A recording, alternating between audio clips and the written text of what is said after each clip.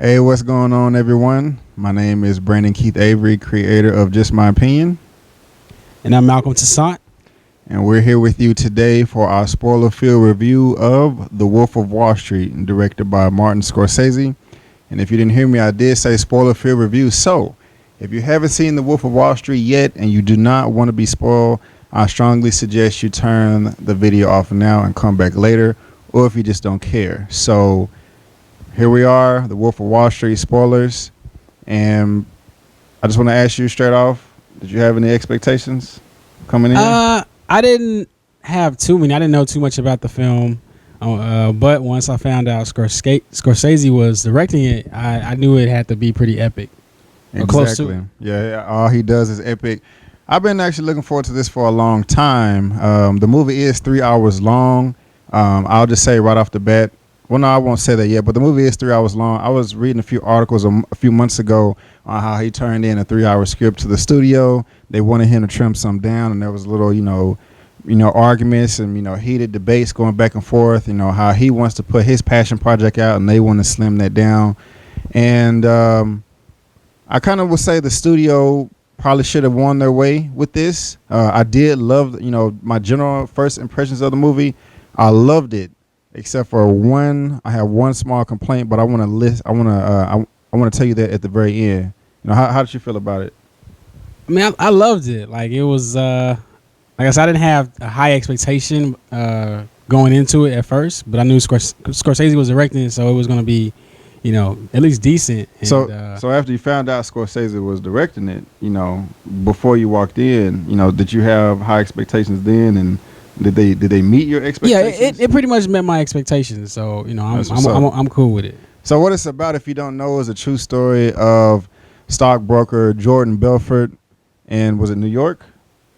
Yeah, Wall Street. Yeah, well, of course, Wall Street. Cool.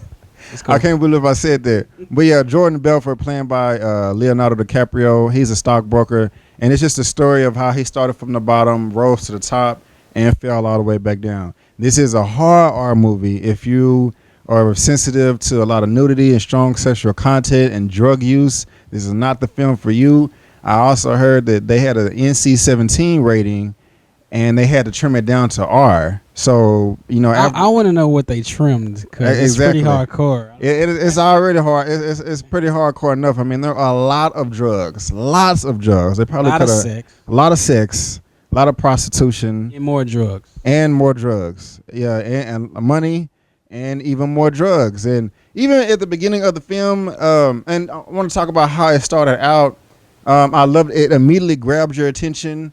I didn't know if, we was talking about in the car, I didn't know if we was watching some new production company or if it was a part of the movie. I had about 2 seconds of confusion, but when I finally realized what was going on with the lion walking through the office, I was like, man, this is great.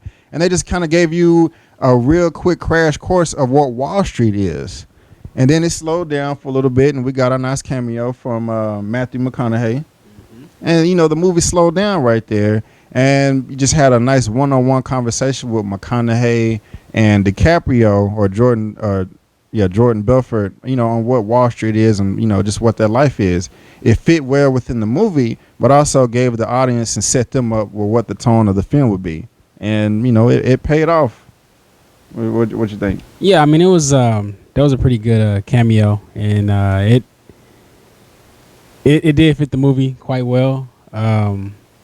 I mean, it set the tone, and he's always great. I didn't expect anything less from McConaughey. Exactly. And yeah. I will say he's not in the movie for a long time. He's only in it for about 5 minutes. But when he's in it for that 5 minutes, he steals the show. Yeah, it's not a big show, but he grabs your attention and just keeps you interested. And it's funny too, with the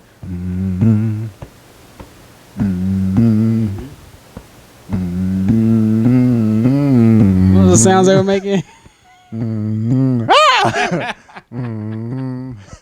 I mean, he just doesn't care. I mean, like I said, we talked about all the drugs. He's like, it's like, hey, I mean, I don't know. I'm just not going to go up to a complete stranger. We want a complete stranger that was working together and just be like, hey, man, how many times do you jerk off, each day? What do you say? I jerk off 3 to 4 times. He's like, oh, man, what are you doing? That's not enough.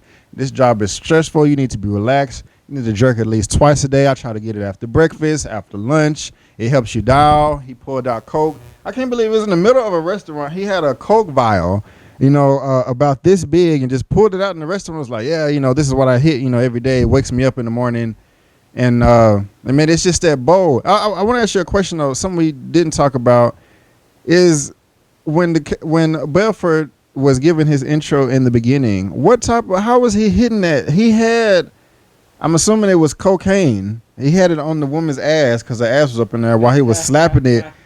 He had it in, but he would put something in his mouth. Yeah, I thought I was like, okay, if you just sniffing coke, you put it in your nose. I guess that's normal. Yeah, that was. I'm not too familiar with that type of drug paraphernalia or activity, so I can't really speak on it. But yeah, he had a straw, and it was a girl's ass, and it was some cocaine. Yes. I wasn't sure. I don't know. He blowing it? I don't know what he was doing. I was like, wait a minute, is he putting it in his mouth or is that his nose? Yeah. I mean, I really couldn't tell. I don't know. He was really about that drug life. Yeah. That's some new.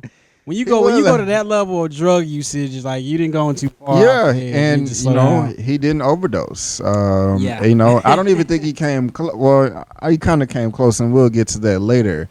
But even in the beginning where he was walking, just telling all he did, he said, hey, I have enough drugs to sedate 2 cities for a month or 2.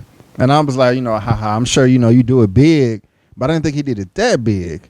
I mean, it was just drugs everywhere, But anyway, just getting into the story, Wall Street, stockbroker guy, he starts at a promising company, feels like he has the potential. And then all the walls cave in on him. They get shut down. He goes and starts doing penny stocks, finds out he has about a 50% commission, and it just goes from there. He just goes up and up and up and up, until he peaks out. And then who do we meet after that? Right after that? Oh, Jonah Hill. Jonah Hill, yeah. Jonah Hill. I was so impressed with Jonah Hill's performance. Yes. Very, very much so. I was completely blown away. I mean, I can't come to any conclusions because sadly I did miss a lot of films at the beginning of the year. So, when you're trying to talk about Oscar beats and who deserves this and who deserves that, you can only really make a judgment if you've seen all the films, or at least 95%, or above or something like that. But with Jonah Hill, I'm just so used to him playing, kind of the fat guy walking around that's always the comic relief, tripping over himself, not always used to getting girls, but this here, he completely stole the show. I admit, have you seen Moneyball? Brad Pitt a few years ago. I think it was like 2011. Oh, okay. Well, he was a supporting actor in that. I think he did a good job, but he blew the role away with this. And I was kind of thinking at first, like, okay, did he really do a good job with the role, or am I just not used to seeing him play something like this? And it was a fresh take, but I came to the conclusion that he stole the show. Yeah, he did with a his great supporting job. role. He did a really, really great job. Very, very believable. He was committed to the character. He was. Also, you got to give it up to Scorsese. He directed it. He put it all together. Right. I mean, it was a great script. Timing was on point. And I mean, it's no Anchorman, but it's one of the funniest movies I've seen all years. Yeah, it is funny. It was on beat, like always, never a dull moment. It was never a dull moment. There was some too long moments, but they weren't dull. And I'll get to that in a moment. But yeah, it was never dull at all. Some parts were a little drawn out. Like I keep saying, I'm gonna get to it, but I don't want to call it a comedy. I just want to take a serious take on a guy's life that just had a ton of funny elements in it. Yeah. And I just don't believe that all of that's fake. I think it was real and genuine. It was based off the book that Jordan Belfort wrote, and I really believe all those shenanigans that he went through really happened. And the guy was just he was a salesman, he was a hustler. He wanted to do good. When he started his firm, it was a Stratton company. He was doing the penny stocks. He taught the whole floor his sell pitch, and they just got bigger and bigger and bigger, And, sometimes you may make too noise and, run into a brick wall like the FBI agent that, he had to go through.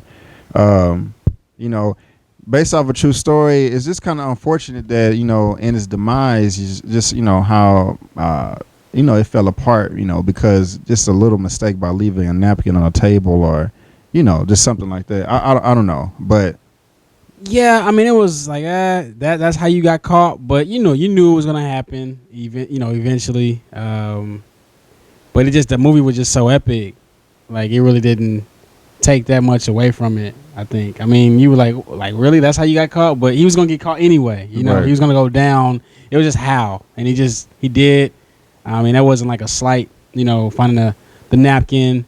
Because you ask yourself, like, how did you find that? Why would you leave that? Right. But just a little mistake. like I said, you knew it was gonna happen. He was gonna get his just dessert, and so. What was your favorite parts of the movie, if you have any? Well, I'm sure you do. We both thought the movie was great. That was silly. What was the favorite part? Wow. Or a favorite part, or just not just a part of the style of the movie. I mean, I liked a lot of the shots and montages. Oh, some beautiful shots. So that's what I liked. I mean, right. Like the when they long, were, continuous ones. Where they start here, zoom forward 50 yards, pan to the right 10 yards, to then come back.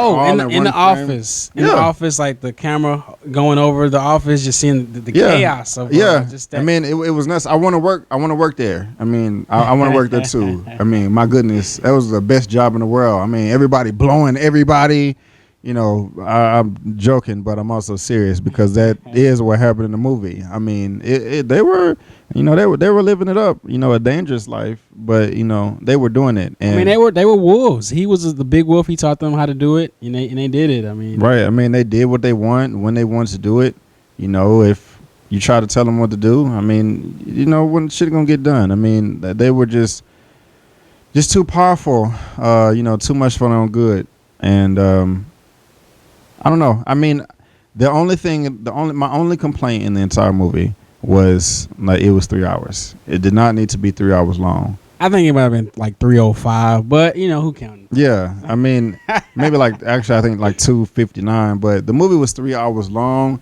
A lot of the scenes, some of the funny ones. Now, I don't want to say that some of the scenes some could have been trimmed down.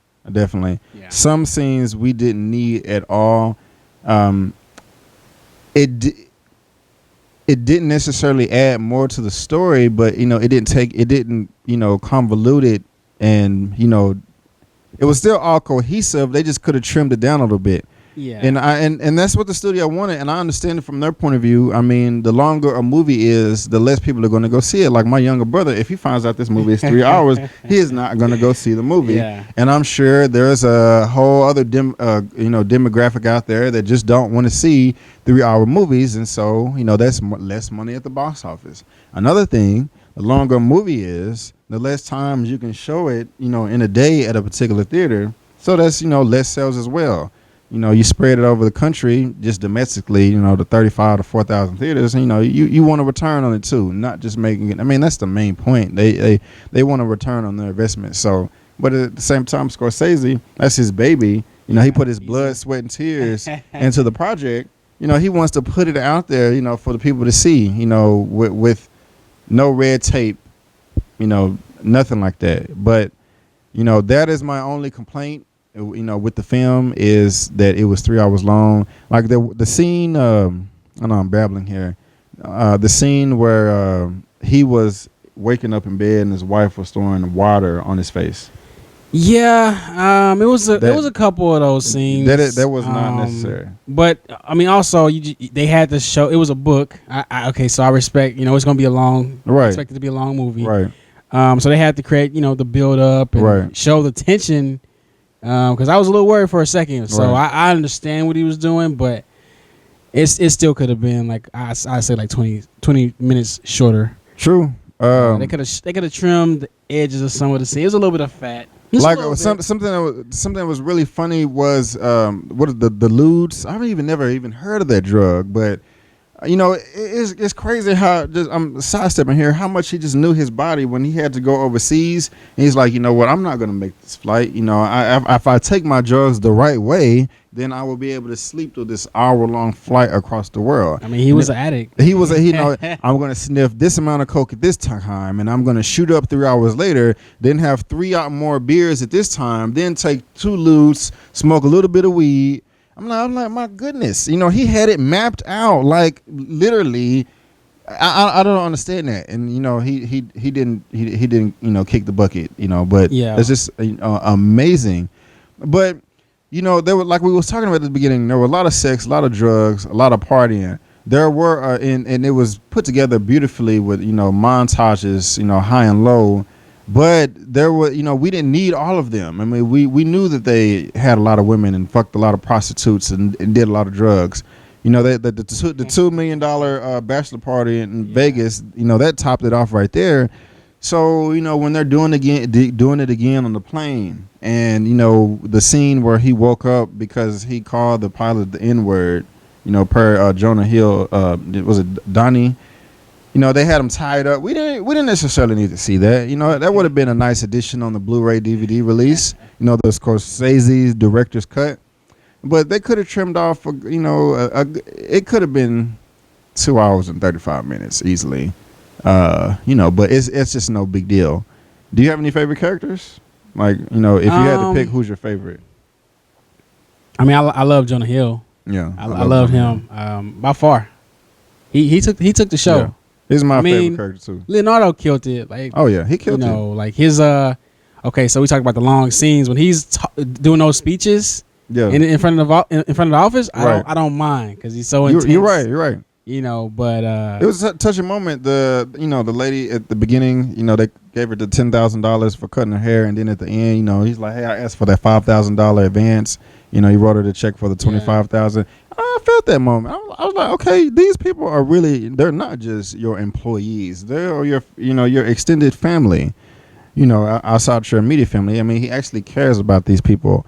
And, I will agree with you. Jonah Hill was my favorite character as well. Because, to be honest with you, Jordan Belfort, he was kind of a despicable person. Taking advantage of people, and their money.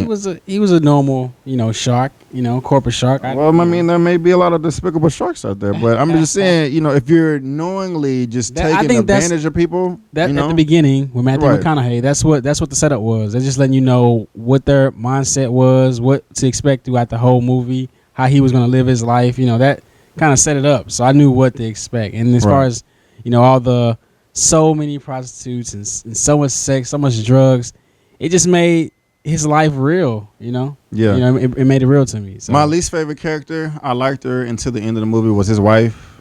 I think she's a bitch. No, I'm teasing, but no, I don't like her. I mean, you marry the guy, it's to death do you part, and like he said in the movie, he said, "Oh, it's convenient you don't love me anymore when everything's getting seasoned. I have a bracelet around my neck, my ankle. You wasn't, I don't want to. No, hold on now. You can't. She can't say that you blame him on the drugs because she knew that he did drugs. I understand. You don't want your husband having sex with other women, and prostitutes. Okay, I'll give you that. That's normal. But you can't blame him. When he got mad and she threatened to take his kids away, he cut the couch open and went and got the coke. He was sober for 2 years. He wasn't doing anything else, making infomercials, trying to be a salesman. So he actually turned his life around. I think that's something that was lacking, though. Like I said, it's a book, but it was like, where did all that rage come from that she had? Like, why did she all of a sudden want to get divorced? That was just shitty. I mean, you're supposed to be with your man. We know when he's high and when he's low. I mean, but it happens. I mean, that's just I guess that's a millionaire's lifestyle. Yeah, I'm guessing, that's true. But it wasn't really. Shown right, the way I wanted to see it. He had her down there chick in the beginning. I liked her. She seemed like she was a good wifey, but we're actually talking about more of his life than actually the movie itself. But that was a part of it, though. Right. It was a little. You could tell with a piece missing between him and his wife. Yeah. But they had to. It's a 3-hour movie already. Right, so right. I'm not mad. I'm not mad about that. I think one of my favorite scenes though was when they found those drugs from '81. And the time to cut it, was it the amount of time it takes for the drug to kick in, was extended by at least an hour and a half. This dude hit a high, like I don't know what. I mean, he called it the cerebral palsy. That whole thing was hilarious. I mean, he was just, he couldn't move. He was 2 seconds away from being a complete vegetable. But I mean, there's a ton of scenes like that. Yeah, so I just thought about that. Now I'm thinking about as far as like the wife, if that would have happened, I think it was a couple of scenes in between there But if that would have happened like kind of close to the divorce, it would have made more sense to me. You know, that type of drug uses where you know, almost killing yourself, you wrecking your car. Yeah, you can't even walk. You know, almost killing people. Your friends almost dying. Yeah, you know what I mean? Like, speak. that's a little bit they were different. just like, and that's actually how they were talking. And I'm not being silly. That's how the drugs affected them. I mean, they lost all control of their motor skills. I mean, I don't ever want to be that high. That's just crazy. You know, get high off soda pop. You know, sugar high. Just joking, but. No, I mean, the movie was fantastic. It was a hit. I want to give it a perfect 10, but I can't just because I felt that it was just a bit too long in some parts. But I will give it a 9.5 out of a 10. Easily. I mean, that's just my opinion. What is yours? Yeah, I think I'm gonna go with the same 9.5. Yeah, I mean between 9 and 9.5. I mean, you know, pretty. Right. I'm stuck in between there somewhere. I'm not really sure just yet an exact number, but I mean, it was epic. I mean, only thing that wasn't, the soundtrack was okay. It worked. I mean, it wasn't like a epic soundtrack, but I mean, it worked for the time period and what they were trying to do. But the writing, man, like that. Perfect. That screenplay, that was beautiful. The way he told the story, and the way it was directed. I mean, the actors was just on point. Like everybody hit their note. I mean, just the editing, like everything. Yeah, you know, it's not 9.5. 9.5. It was a little bit long, but that was pretty much it. That's the you know, complaint.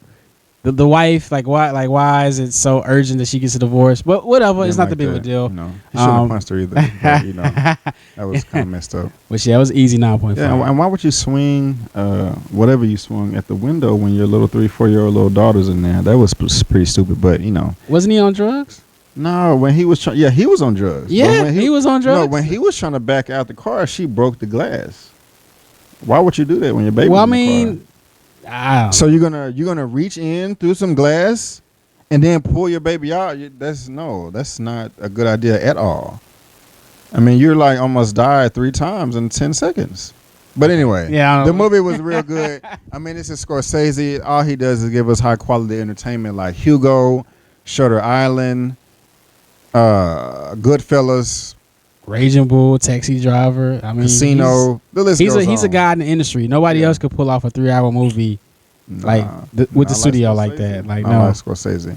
But guys, that's just our opinion, and we would love to hear yours as well. So please sound off in the comments whether you agree or disagree with us. Please let us know. I mean, it would be pretty boring if we agreed all the time. That's what a debate is about. So let me know what you think, as long as you keep it respectful.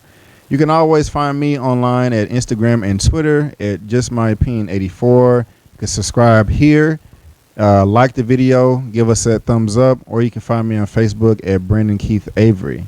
Malcolm, where can people find you? You can find me on Twitter, Malcolm2, the number 2, the letter G, Malcolm2G. All right, so there you go, guys. Thanks for tuning in. And before you go, don't forget that my name is Brandon Keith Avery, and that's just my opinion. Peace.